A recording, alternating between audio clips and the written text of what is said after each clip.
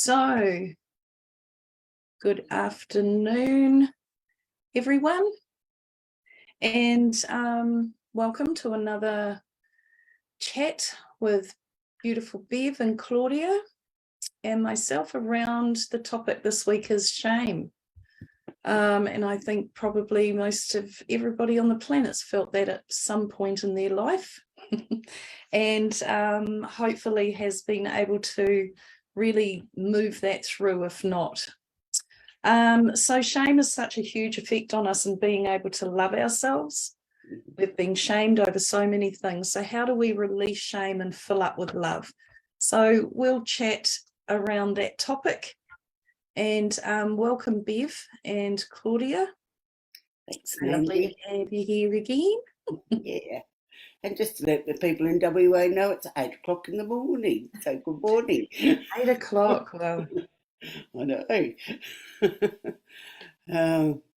Yeah, I was just thinking when you introduced, we are shamed through media all the time. It's like, I mean, most of us were shamed as children, but it's just been built on and built on the whole way through. It's a controlling mechanism. It is. It just it does it to us all the time. it does. Yeah. I find as I'm getting older, it's like the shame of getting old. Yes. It's like, what? Yeah. Fancy feeling ashamed of aging. Aren't we lucky to be still alive? Yeah. Yes. Exactly. Yeah. And being ashamed of something that is so natural and happens automatically to us. It does. Yeah. Mind-blowing, really, when you think about it. Like, yeah. We're How not we take it on. Especially women are shamed. We're shamed around our periods. Yeah. You know, remember what that was like when we first got them at school. Oh my God. Yeah. Exactly. I'm glad So that it's embarrassing. easier for young women these days than it was for us. Yeah. Yeah. So absolutely. Shame, I know shame has run my life, in fact. Yeah, so it's new for me not to feel ashamed. Yeah. Of being me. Isn't it? Yes, being able to be you and not take on those feelings really, because they are programmed, but they're also a choice when you realize how they're sent to us. You know, how we're made to feel that way, and not made to, but choices, we take it on. But yeah, I think guilt and shame would be probably one of the two most destructive emotions I feel that we can carry. Yeah, I really do. I know anger is something, but you can sort of release anger in a way, positively. Yeah. But with shame and guilt, I feel like it just eats you up.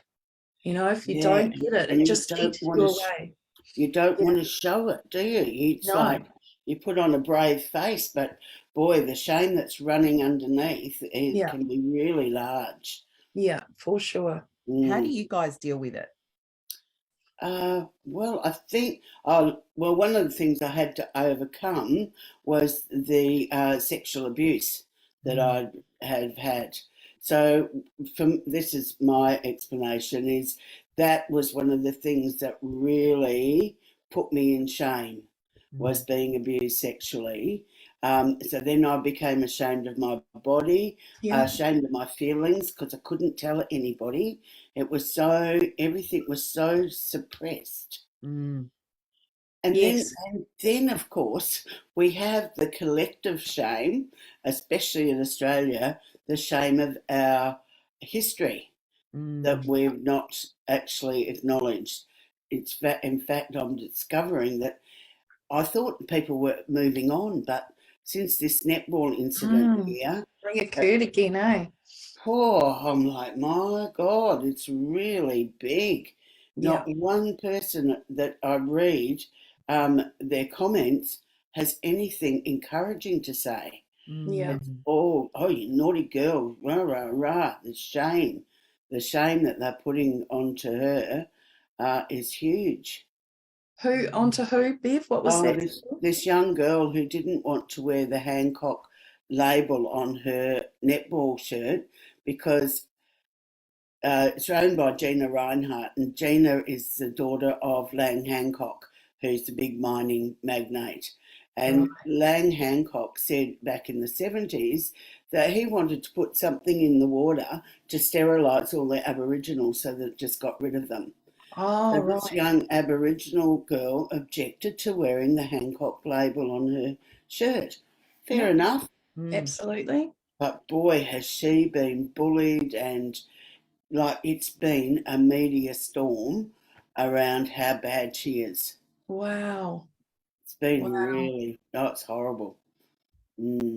Well, you know, we all felt that way, a lot of us anyway, who didn't follow the narrative and the, you know, the rules over the last few years, you know. I know. And I felt so ashamed, like I was made to feel ashamed for not doing that. You know, we were segregated, we were separated up from people, loved ones. We couldn't go to cafes and have a bloody, you know, cuppa, or you couldn't do anything, and you felt like those who knew you hadn't gone ahead with everything that you were ordered to do, really just disrespected you so much. They were shaming you, shaming us, absolutely shaming me. I could feel it.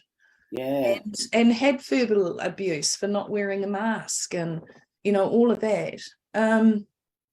And I mean, I feel like for me, I've grown up with shame right throughout my life, like you, Bev, and I'm sure, you know, I'm sure just about everybody on the planet has had that as a kid growing up. There's something that they've been shamed for, and often it comes through teachers a lot of the time at school. And I remember being shamed at school for things, for standing up for the underdog, you know, when a teacher was picking on the student and I just felt it was unfair, I would stand up and scream in the middle of the class and pull that teacher up, and then I'd be shamed for it by the teachers, you know, and the headmaster for standing up for someone else. But all through my life, I mean, I was called names, and you know, and you know, told that I was fat when I was a tiny little skinny thing.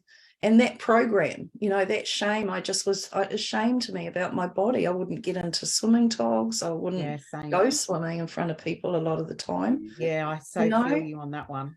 It's just hideous, actually, what we've done, and how much I look back over those things now and I think how much my life was wasted in worrying about all that and taking on the image that person had made me see, or thought that that's how I looked, how I was. So I took that image on, you know, it wasn't mine, it was his, basically.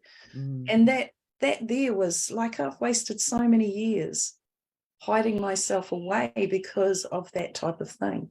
And it's hard, but you know, for me, Claudia, you ask, how do we get through that? What do we do? I use the cellular work.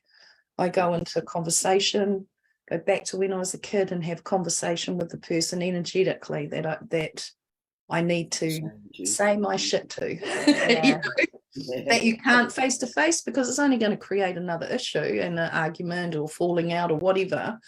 So doing it that way energetically, it shifts everything and on all levels, you know. So it's I love that, because we have the memory and the story in our minds. And that the person that the person that it happened with probably doesn't even remember it or doesn't recall it ever happening, because it didn't affect them the same way. So if we go into that memory and, like you said, with the cellular work, and rework it in our minds on a cellular level, it can change the meaning of it inside ourselves, and we can take our power back. In that way. I love that. Exactly. So when I work with it as a strand that runs through the body. So it's always coming back to the body and what's held in the body, because our body holds all memory of all time. And that's where and it never lies. No.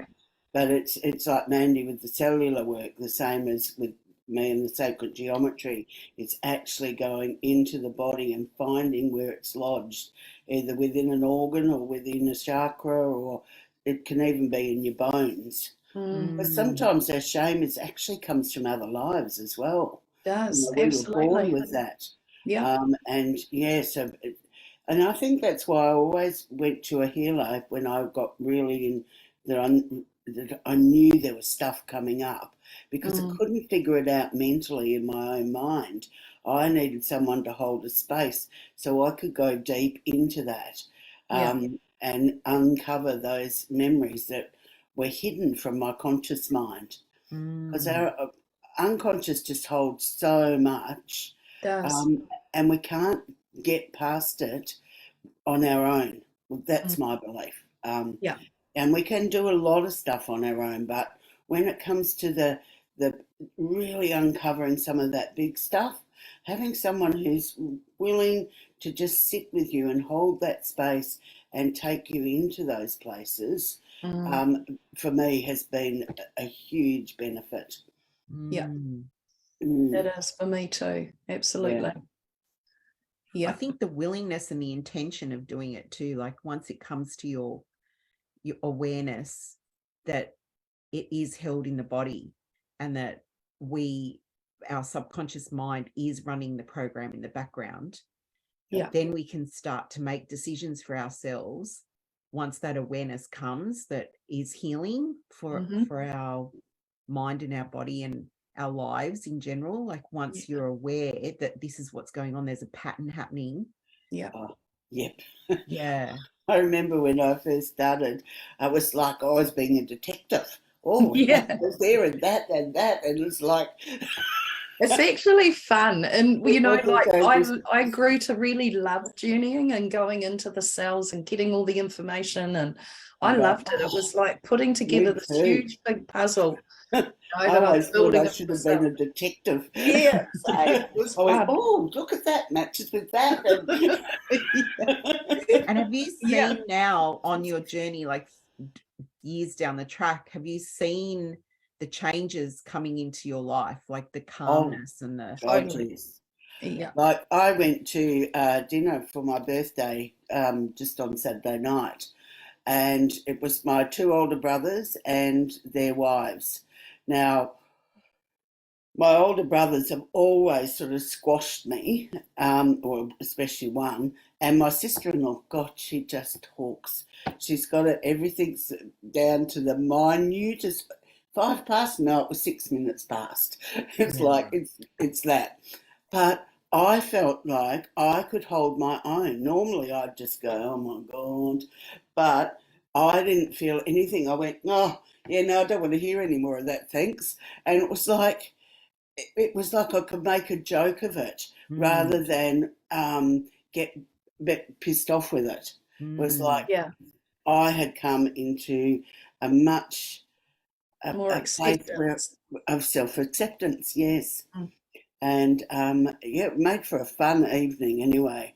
We all laughed lots, and yes, it just made a huge difference.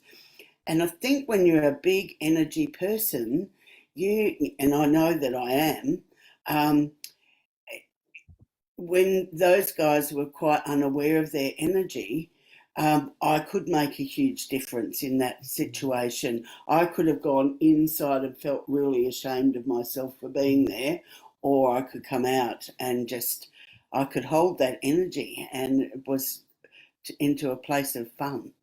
Yeah, beautiful. Yeah. And it brings, because it takes the angst away from them in the sense of your triggers to them and with them.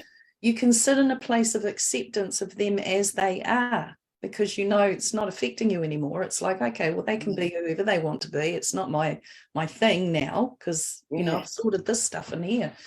And it does bring a definite, there is a freedom, of course, when you free yourself from any of that type of caca, that we've been bound in forever. But there's definitely a more accepting of life and people. And what I was going to say before is with the cellular stuff is, you do see it from a higher perspective. So you're in your body wisdom and you're seeing it from that place. But what you're able to do is And this, for me, I feel like this is a wee bit of the spiritual bypass stuff that comes in, is seeing everyone as your teacher. And that's okay. It's okay to see it like that, because they are there as a purpose for you to heal something within.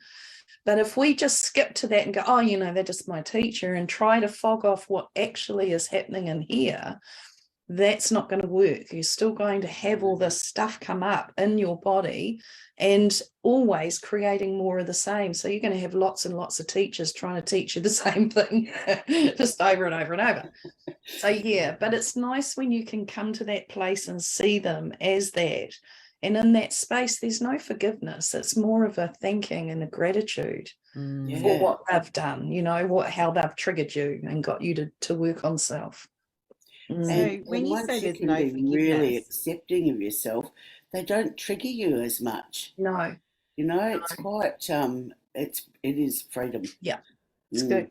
Yes, so Mandy, when you say there's no forgiveness, that kind of says to me that, I mean, not just that, but the knowing that there is really no right and wrong, that there is just what exists, and that we create the label of good and bad on a situation or a thing or a person. Yeah. And so when there's no need for forgiveness, it's like that deeper understanding that there is something being given. There's something that you're seeing in the mirror. There's something that's being shown to you through that trigger for you to take on board and say, okay, yes, thank you. I'm seeing it and I'm learning the lesson, so that there is only really room for gratitude in that situation, because the label of right and wrong or good and bad is a self-made belief system concept ego by the media. Yeah. And in the state of forgiveness, like, I feel like there is an important part to that in actually forgiving. So having that part of you that held that pain as part of your character, your ego, your stuff. Whereas when you're in the higher perspective, there is none of that pain. You see it from that place, and it is just about a learning experience. But not even, I feel sometimes the learning experience thing is a bit overrated in a sense too, where it's, if we take away the emotion of it, it's just experiencing. And that's what we came in to do, was experience being in this form. And so how we tend to read something or conceive it, or to be whatever it might be that we think it is, that's our judgment. That's either emotion speaking or memory speaking from experience before. It's something else other than the higher perspective. So it's truly all just about experiencing. And one of the things I believe, we were told many times, I know I was, that we came in to master ourselves. We already are mastered. We already are that. There wasn't anything to master other than the emotional program we ran here. And once we mastered the emotional stuff, that's what frees us. That's what then gives us the freedom to be able to experience without the damage. So basically what we're doing is we're waking up to our mastery. We're remembering. Yes, absolutely. Absolutely.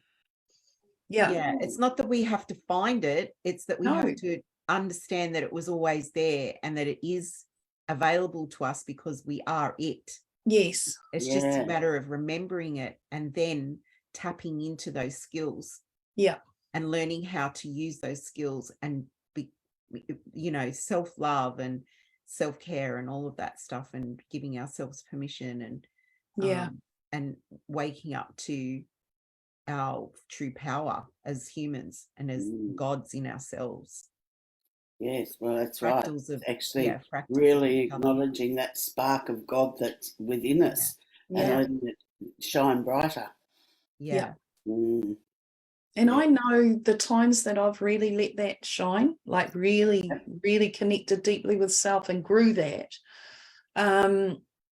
I have to say the COVID-y stuff has brought me back a bit, from where I was, which, I sort of go, but, it's just a progressive thing again.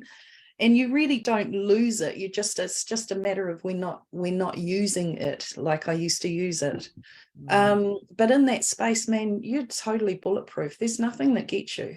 There's absolutely nothing. You can ride above every single thing and live in that joy and space of love and center connected and core connected. Not an issue. And you see, I think, Bevan, you're saying about the dinner, it is a self-acceptance, but it's acceptance on all levels. Yes, where everyone sits, where everyone is. Yeah, it's acceptance of where they are in their. I had no angst around anything that was said. Nothing triggered me at all. It was like, oh my God, I love being in this place. Yeah, it's great, eh? Yeah. Yeah. Yeah, we can all strive for that place. Yeah. Oh, I'm not saying that I'm going to be there tomorrow. No. Because it can be a bit like this. Our journey is, you think you're on a path, but actually probably your path does this. Yeah, it does. Sure does. Yeah, it's like, Mandy, what you were saying about COVID taking you back, like you feel like you took a couple of steps back, but maybe like that meandering path is meandering because each time we have that setback or that feeling that we're being pushed back or we're not progressing like we want to, it's like a muscle with resistance. The muscle grows stronger. So with each setback that we're having, like with COVID or whatever, that it's helping us to go deeper and grab onto more of who we are to be able to deal with that situation even better. And so that we can take that tool, that strength that we're learning through COVID and through triggers and through whatever it is that the universe is throwing at us. Yes. So that we can up level again. Yeah, become absolutely. Stronger again. Yeah. That's exactly how I've felt, having come back to WA and being around all my family, and it's like I've done this full circle. Met up with people that I haven't seen since I was 19. So it felt like a spiral. So I went from down here and I've just come up a level. It's not my ego saying that. It's just that's how I felt. It was like we've all just jumped a level. And I think maybe COVID has helped me do that. Without COVID, I probably wouldn't be back in WA. And I might not have actually come to here to heal all that happened when I was younger. Yeah. So it's been like it's been big for me to be back here. Yeah, for sure, Bev. Yeah, but great stuff. And I think, I remember tuning into COVID when it first came out, and I went in energetically to the virus itself, and it was just theming love. It was just love. And it was showing me it's playing a purpose, that we didn't have to take it on. It wasn't a thing we needed to go to. But I think what I feel when I look back over that is I felt a victim. I went into victim space because I was being pushed away, pushed aside, all of that. And I did feel a victim, and I went back into that space of victim with it a few times. And that wasn't comfortable at all. But I think, now, like, and again too, the other day somebody said something about vibrationally, they're probably not, there for you anymore. Like there was a shift in the sense of the way this person was seeing that these people were in a lower frequency type of thing than where I might have been, and therefore it might be time to move on. But for me, when I come into that place of that higher perspective and see everyone as a soul being who's here creating, like I was saying about being the teacher or being catalyst for us to heal something particularly, that's really what it's about, and us for them as well, of course. But when I look at that, I see that there's no need to, when we're in that acceptance. That's what I'm probably trying to say. When we're in the acceptance, there's no need to look at them as lower energy or higher energy. We're all one doing this together. Yeah. And for me, it's about loving everyone in their space, allowing that to be the way it is, and just being with people. It's not, to me, a matter of separating and segregating it all up into individual levels and layers. Yeah. We're all one doing this together. Yeah, it's kind of like the brain needs to do that, doesn't it? It's like we need like the labels and the compartments and the separation that we create. We, saying the vibration of, my vibration is higher, so I don't need to, be with those people anymore. That sort of, it's like the brain needs to compartmentalize things to be able to understand. That's how we were brought into the world, isn't it? In compartments. We've been labeled this, that, and the other, and then stuck in, age groups, for instance, or, whatever. Yeah, and that can be a source of shame too. That can be a way of shaming. It's a separation technique. It's another controlling mechanism.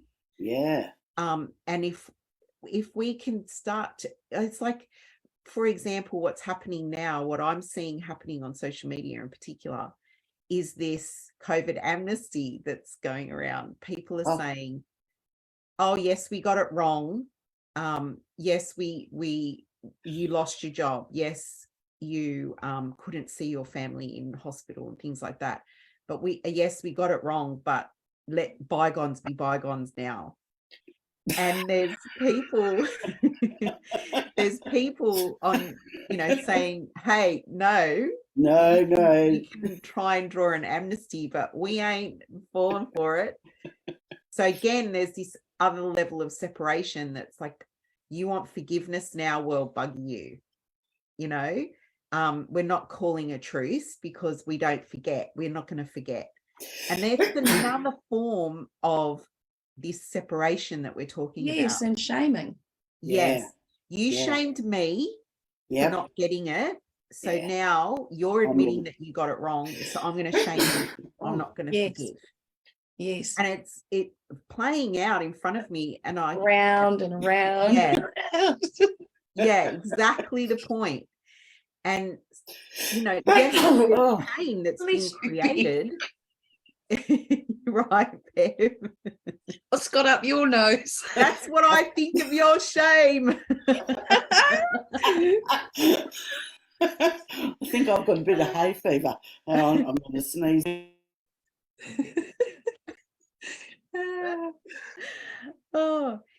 So it's kind of like, now I'm seeing this play out in front of me, and I'm going like, oh, we're just going around the circle again. It's a choice. And we can choose to buy into that, or we can choose to, like you said, Mandy, see it from a higher perspective and see the control that it's creating and this separation that's happening. Yes. Constantly. It's like a catch-22. It just goes around like a ferret on a wheel, Yeah, absolutely. Yeah. And it's all controlled by those outer forces. Yeah. Yeah, it's like they've harnessed human nature and our pain, and it's hammering, like it's just constant story of pain. Yes. Yeah. And shame and whatever it is that's triggering that little, that thing inside us that wants to make us smaller and wants to keep us in that. It's a funny thing because, I always notice that I might make 10 huge big leaps forward, and I'd always say bugger me, because it was like, here we go again. Something would come along, slap, and I'd be back 4 steps. Yeah. And it was like self-sabotaging myself all the time, because I was obviously uncomfortable with the new space I'd gone into and had to go back to something old again and feel that same familiar stuff. Yes. I don't know, but it was mental to me. It was like, well, this is just annoying.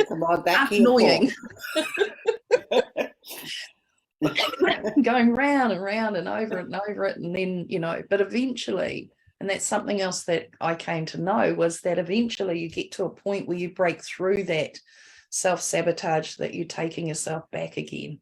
Yeah. No, you just and level up again. Yeah.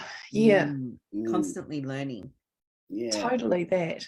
And seeing the signs, you know, like actually really taking on board, I mean, being really aware of what your body's saying, really aware of what your mind's telling you, because you tell a story all the time, you know, and just being aware of those two things are really important, and pulling yourself up, grabbing it while it's raw and right there at that moment, instead of leaving it and then bringing more in on top and compounding and just shoving it down as we've done all our life, because we didn't have tools.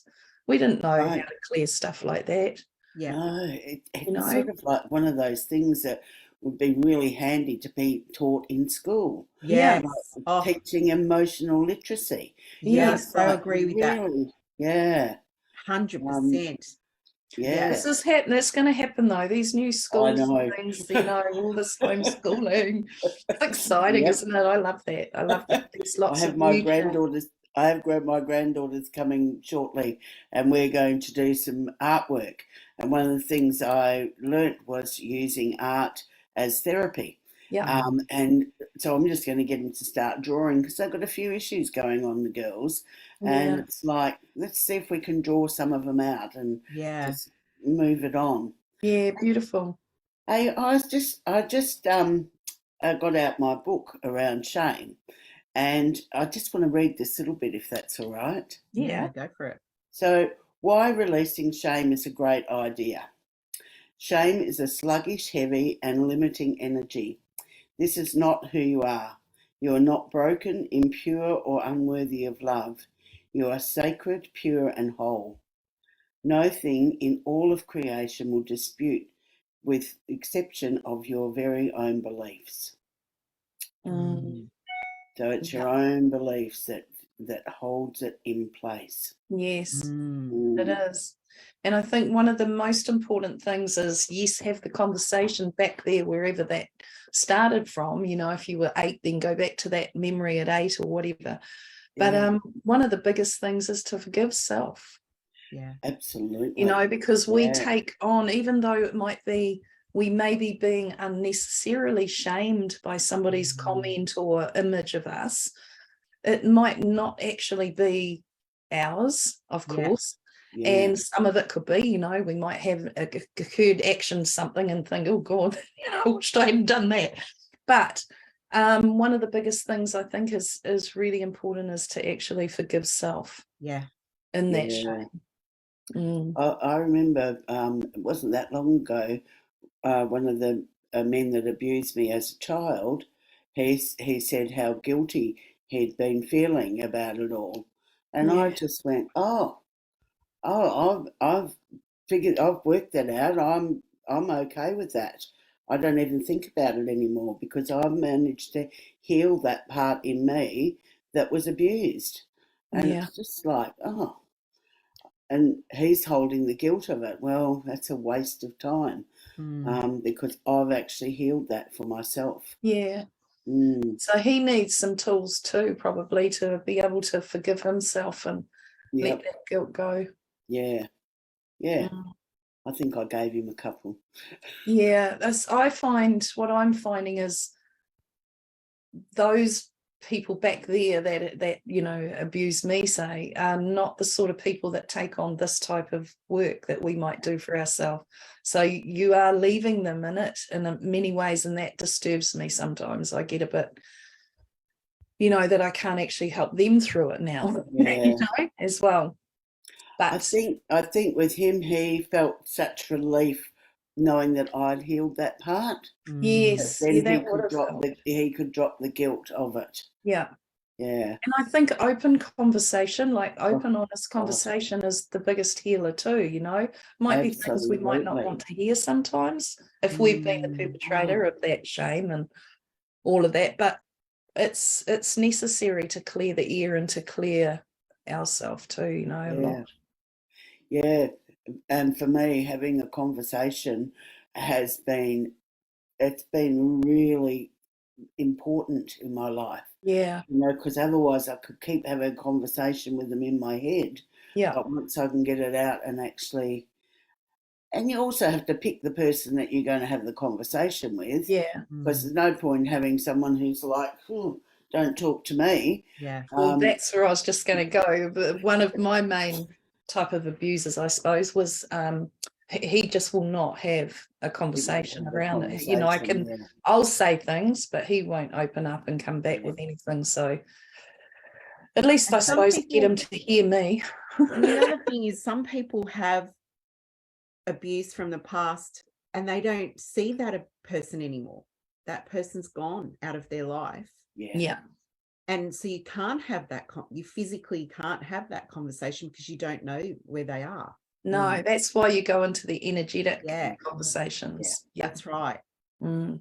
Because it's not always possible. No, it's not. Fully no. Put a full stop on that conversation with someone because they're not around. No. Or So they just don't want to hear it. They don't want to hear it. Yeah. And I think, you know, a lot of men in particular just don't want to go into that emotional space at all. You know, they're probably the more resistant or most resistant on the planet. And that's not a put down. It's basically how it is, really. Yeah, an observation. Yeah, it is. Yeah. Yeah. I think why do you think it's harder for them to do it? I think because less likely for them to do it. Programming has been toughen up, son. Yeah. You know, be a man. Don't cry. Yeah. Boys don't cry, you know. Yeah. I'll stop being a girl. If they do cry, they're a girl, you know. And to be sissy in a you know, blokey world was just not done. And I think now, you know, we've got so many gay men and they're so, I love them because they really embrace their feminism, you know, and it's so lovely. I love it. And they're often bloody funny people. They really are, because they see life as fun, and they do see it. I mean, they get a bit of flack, obviously, but mostly they're quite, I find them humorous people. Yeah. But they're bringing more, I can't say balance because they're swinging really into one other space, I suppose, not quite balancing their masculine, but yeah, I don't know. It's a bit of a mixed up world. Seems to be more men creating circles. So men have there is. Yeah. So they're slowly coming along. Whatever.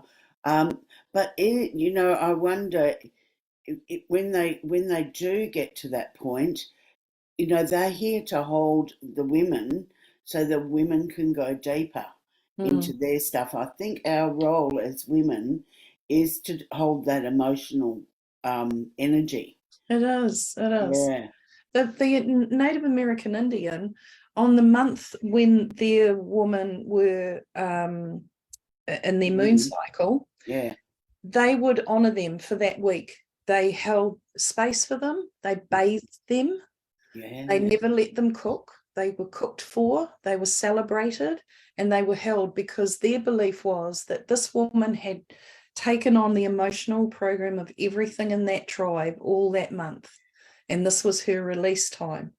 Right. And so they honored her. I just cried my eyes out when I heard that, because our men, I have to say, you know, I had some very derogatory things said to me around my period times, and you know, and what was described as, you know, my vaginal space, and how that was named in a most derogatory way. And, you know, I mean, that was all shaming. That for me was definitely shaming. But our men definitely don't see it in that way. You know, they so don't. We're not honoured in any way in that respect every month like that. Never. Yeah. No. Well, we don't talk about it. Well, we don't. Find it hard to talk to their mothers. Find it hard to talk to the daughters about it. How mothers and particularly fathers gonna talk to their sons about it? Yes, yeah. When it's not socially acceptable to have that conversation. And so, you know, I remember years ago saying, suggesting, or maybe we could have a period party for my daughter when she got her period. And it was like a joke. That it was like, oh, really? Like, why would you want to do that? because it was about celebration rather than shame. Yes, for sure. In my mind, that's what I was thinking, was to celebrate this milestone rather than shaming, like, and keeping it a secret and making it something that's behind closed doors. It's funny you did that, Claudia, because I did with my first daughter, and I was so excited when she said, Mum, and I was like, oh my God, yay, I'm going to ring Grandma. No, she's like panicking. Don't tell everyone. Oh, and she was already shamed. Yeah. Already. She It felt just the sinks shame in from the it skin, without doesn't even it? It gets in anything there. being said. Yeah. Yeah. No, it's a shame. It's a shame. It was a shame. Yeah, for sure. But I think now, you know, a lot more of the men are coming on board in many ways, you know.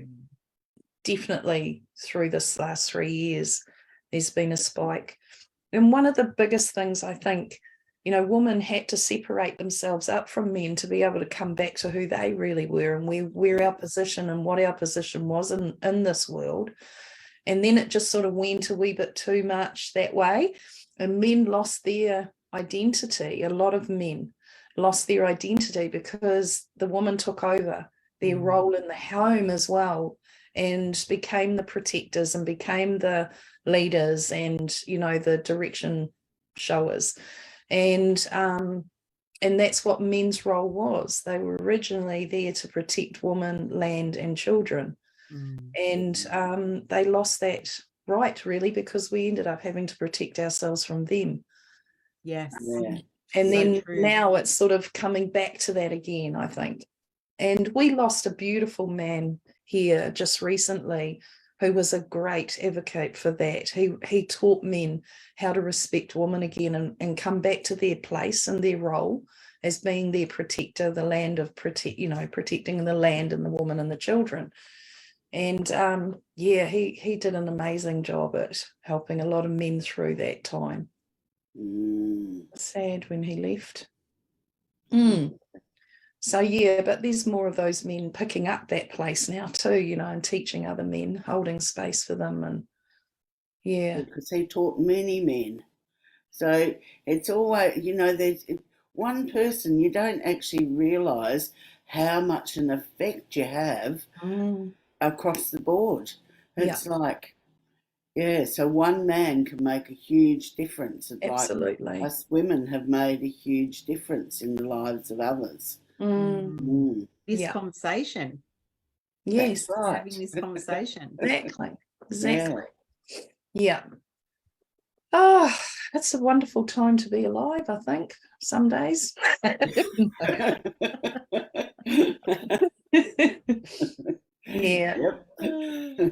It is a crazy time, though, I have to say. Like, I mean, we know this anyway, you know, but it is pushing all the buttons all the time. It's like it's not letting up. There's so much. And I feel like that's our next conversation of topic, actually, is to talk about the energetics and what's been going on and how it's affecting people and what we can do to help to get through that, really. Yeah, that might be a good idea. Yeah. Because I think it's today. I think we have an eclipse of the blood moon. Yeah. Oh, is it? Yeah. I knew there was something. I haven't been able to take all that in at the moment. We've had so much else. So apparently Albany is where I am, is the place to see it. Depends if the cloud ever lifts. Yeah. My son-in-law said to me yesterday, does the sun ever shine here? I went, we got 10 minutes this morning.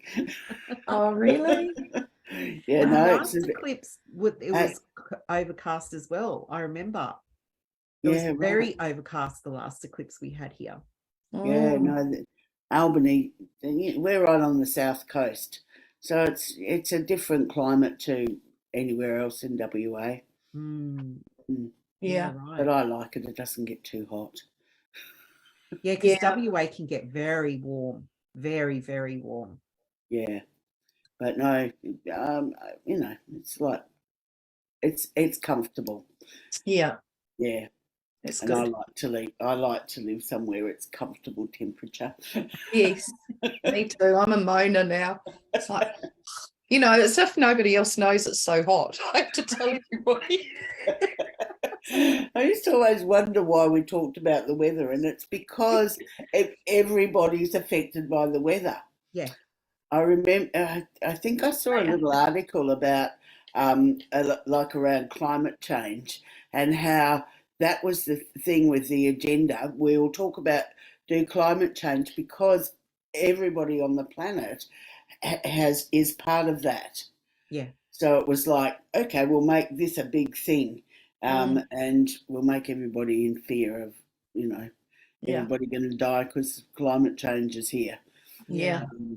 Yeah, I'm beginning to believe that maybe there's not so much to it as, 100%. yeah.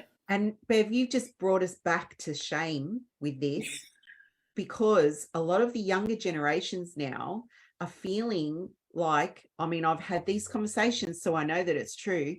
They don't want to have children because they believe that the human race is the problem. We're a parasite. Like, I mean, that's the ultimate shame.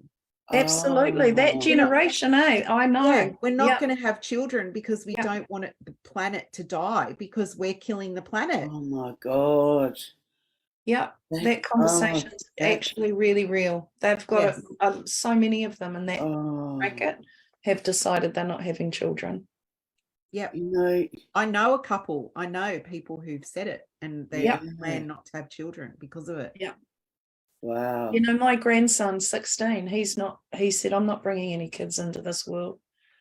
He's finding it very difficult to live in this world. Unbelievable. Like, do you know, I actually thought that when I was having children, like, and that's 40 odd years ago, I did think, why would you bring anybody into this world? Yeah. But obviously it's just got worse and worse, and more people are feeling that because they keep promoting it on telly. Climate change, cut out coal, cut out this, but one of my the pandemic now is also, that's also something else. They're not. Why do I want to bring? That's showing again why they don't want to bring children into it. Yep. So I'm hoping the energy that I'm holding around all of this narrative is that conversations like this will start to happen between people who are aware of the narrative and aware of the controlling mechanism of shame, and start a thread in our humanness of disbelief, of taking their power back and realizing that it is a story. It's a story that's been made up, and that it's not as bad as what people are saying, and that they will choose things out of love and out of what they want for themselves in life, and that they will raise their children in that container, in that belief system of personal choice, personal power, sovereignty, and asking questions. I put a post up on Facebook the other day. Always question the narrative. Always. It doesn't matter what it is. If there's a question in your mind that's like, oh, that doesn't sound right, or, whatever it is, health, worldviews, wars, whatever is coming out, whatever topic is coming out, we need to ask questions. Exactly. And not be ashamed to ask a question about it. And I think our journalists have forgotten that. That they're there to ask questions and get answers. But then even asking the question, they don't want to hear the right, what we might consider to be the right answer. I mean, everybody's got their own opinion around what's right and what isn't. So it still chops it up a bit, where they they'll disregard what might be even the truth. If you ask enough questions, eventually something resonates. It's like comes from in here. It's like when you hear the truth. My girlfriend, I had this conversation with my girlfriend the other day. My beautiful, beautiful girlfriend, who she's slowly but surely starting to ask questions.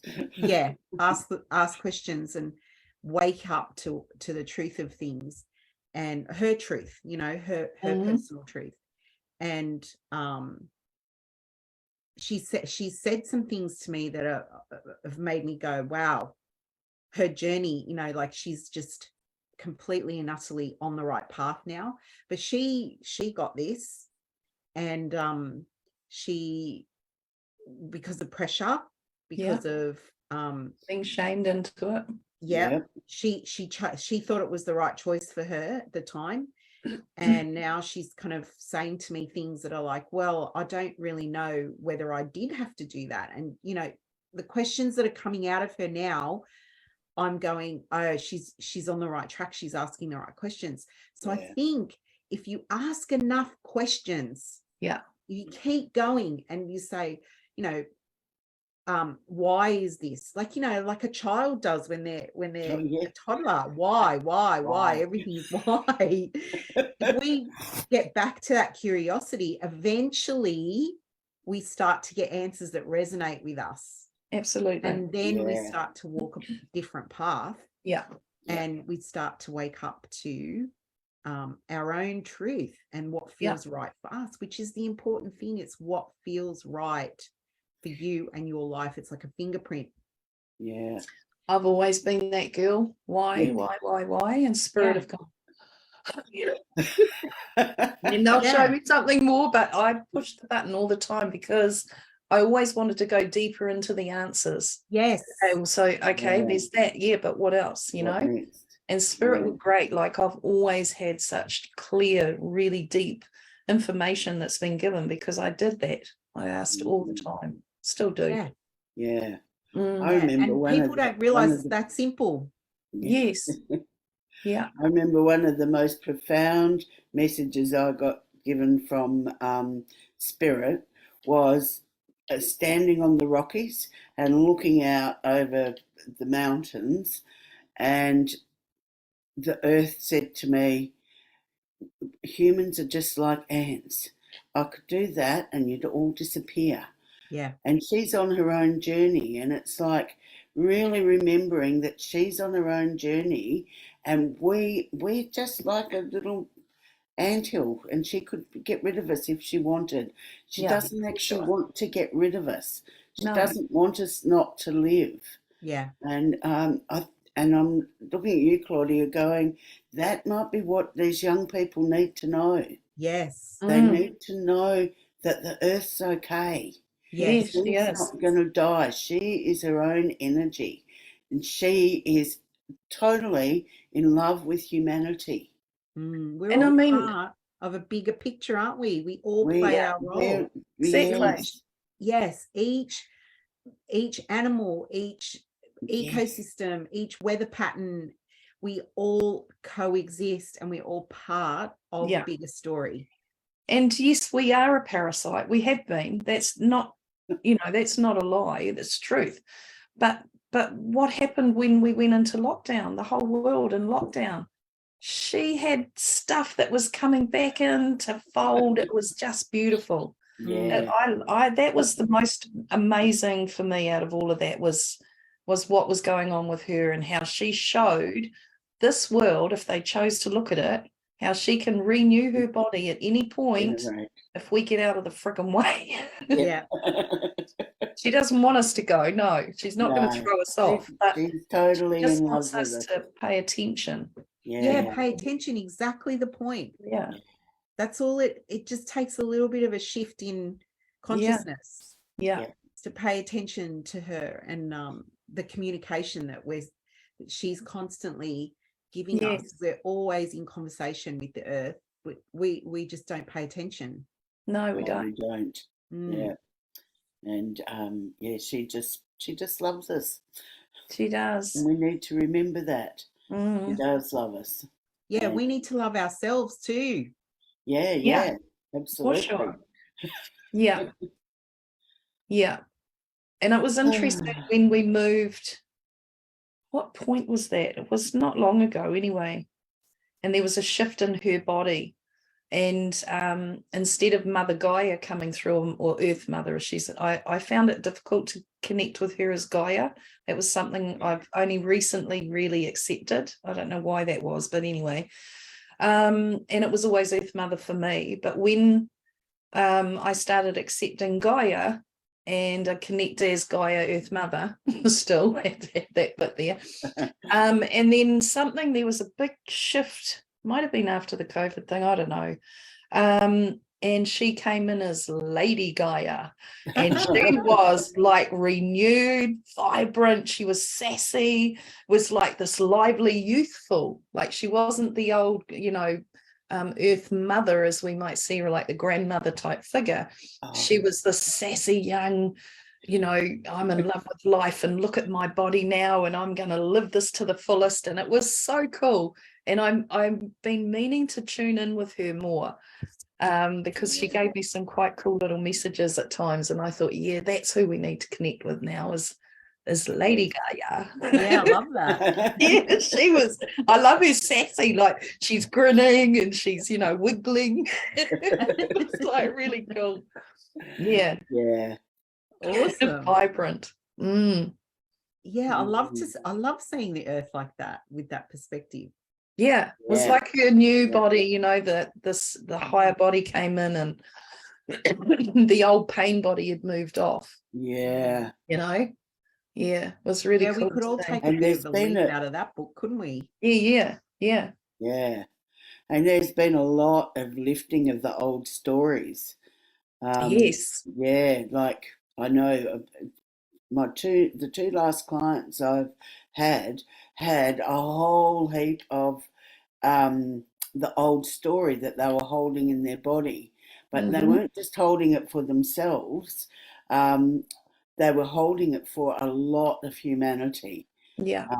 And so that they were releasing that. So as they've released that, I've noticed there's a whole lot more coming to the surface, because once that got released, then all the old memories go, oh God, I need to move on from there. Yeah. Yeah, they just don't fit anymore. No, it's been quite interesting actually. These two clients, I was like, because I could never have thought of it. It's like just taking them into their bodies and what are they holding there, and helping that to release. And releasing for lots of others as well. Yeah, I was going to say, Bev, when you do that, do you feel it releasing for the collective at the same time that it's releasing for those people? Yeah. So when we are working on ourselves, when we're releasing pain out of our bodies and trapped emotion and all of that stuff, we're doing it on a personal level, but we're also doing it for the collective. We like the clowns in the circus. We're sitting there nodding, yes, everything you're saying. Yeah. And for her too, it helps release from her body, because we've been connected to the history that's played out on the planet. We carry those memories and those pain, the emotional pain of it all, and so that's all releasing from our body to hers as well, as well as all of the threads of people that have been all connected to that same type of abuse, whatever energy. No, I always used to go, I can't possibly own all of this grief that I've got coming out of me. No, and it was like, and that took a while for me to get it, that I wasn't just releasing my own, I was releasing it for my ancestors. And we do. They're very excited this time for all of us shifting this stuff, for sure. Oh, it's been a very interesting journey. So sometimes I've just stayed inside my little house here and all this stuff shifts around me. Just through conversations like we're having today, and people coming to visit, and it has been big. And do you see, Bev, and Mandy too, do you see it growing? So it's like the 12th monkey phenomenon thing. 100 monkey syndrome. Yeah, that thing. Yes. Yeah. I think we only need 1% of the planet to wake up or to do their work and release their thing. Only 1% of the population needs to do that, and it becomes a collective thing. Yeah. And so then it's pretty like the sure dominoes all start to fall. Yes. Then And it is like, I feel everyone. like we've done that. I feel like you're seeing Yeah. the dominoes now. Oh, absolutely. Yeah, that was my question. Are you seeing the dominoes falling? Yes. Are you Yeah. starting to see it? Yes. Yeah, I am. So the one of the women that I worked on was holding a lot of the Aboriginal history within her body, the ancestral stuff. And we did a journey to a lot of sacred sites and released that out of her body. And then in the news, there's this and there's this Right. and there's another one. And it's like, oh, yeah, look, because the physical is our last point of call. So it was all happening out in the etheric. And now, once I started seeing it on the news and on Facebook and everywhere else, I went, yep, we're here in the physical now. It's Yes. been released so that it can come to the surface to be Yeah. seen. Yeah, right. Yeah.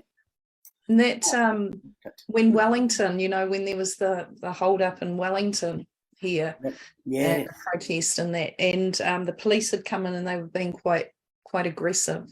And I was on a trip, and I stop over in a place, Taupo, in the centre of the North Island, and it's got hot pools, thermal pools and stuff. So I always rest up there on my way home. It's lovely. And anyway, I was there in the hot pool and I was thinking about this police stuff down in Wellington, and I thought, I'm just going to work energetically on it.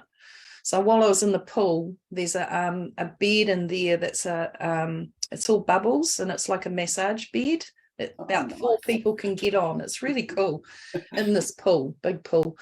So anyway, I was on there and I was just piecing out, and I thought I'd just work on Wellington, and I just put this beautiful love bubble in there, but I pushed the police out in this bubble. They had their bubble, we were all in, or everyone else was in theirs, and it was like just moving the police line back because they were very aggressive. And I took notice of the time. It was 3:00 in the afternoon, and I go back out of the pool and get up to my cabin, and it was like 5:30, and I was just cruising through Facebook, and here was this live from this woman in Wellington, and she said, I was like, oh my God. And she said it was like a miracle. All of a sudden, the police just moved back. And she said it all went calm. And it was so beautiful. And she said it would, but it was, she kept saying it was just like this miracle. And her recording, when I looked at the time, was in, and I thought, oh my God, I'm going goosebumps now. And I'm going, but that wasn't just me. Like there must have been others collectively coming in and doing something as well. But anyway, whatever, one person can make a big difference. Yes, that's right. And I just thought that's what we need to do more of. It's the energetic work that we need to do as well as the physical stuff within the body. The energy work is really important. And it seems to be like we were talking the other day, Bev, about the energy work happens and then the physical stuff happens. It sort of follows it up, which is what has always happened. It always starts in your energy and comes into the physical. So that's where you go, into the energy field. But it's beautiful watching the release, like like the collective fear, that I sat in and worked on once, and it was like around the COVID stuff, and that was huge, like really, really dark, dense and hard, like solid. And that fear, moving that, I started seeing the people around me start shifting from their fear stuff out into more of a open sort of space rather than, like this and hiding away. And it's a magical thing. It's what we are, who we are. Yeah. It's how it works. It does. All right. So any final words, ladies, before we go? I just want to say how much I appreciate both of you, and I love having these conversations every fortnight. I get so much out of it, and I really hope that translates out there with the people that watch, because I really appreciate it. I'm so grateful for both of you. Me too, Claudia. Thank you for that. And Bev, yeah. And they are important conversations. I think just only our perception of the and view, I suppose, opinion. But that might help. That's the hope, anyway. That's right. Yes, well, I'm hoping it does help lots of people. Yeah. And even if it doesn't, we have fun. Yeah, absolutely, we do. And I feel like this energy talk is something that sort of almost needs to happen very quickly. So I might get you together before the next fortnight. Okay. And do something around that if you wanted to.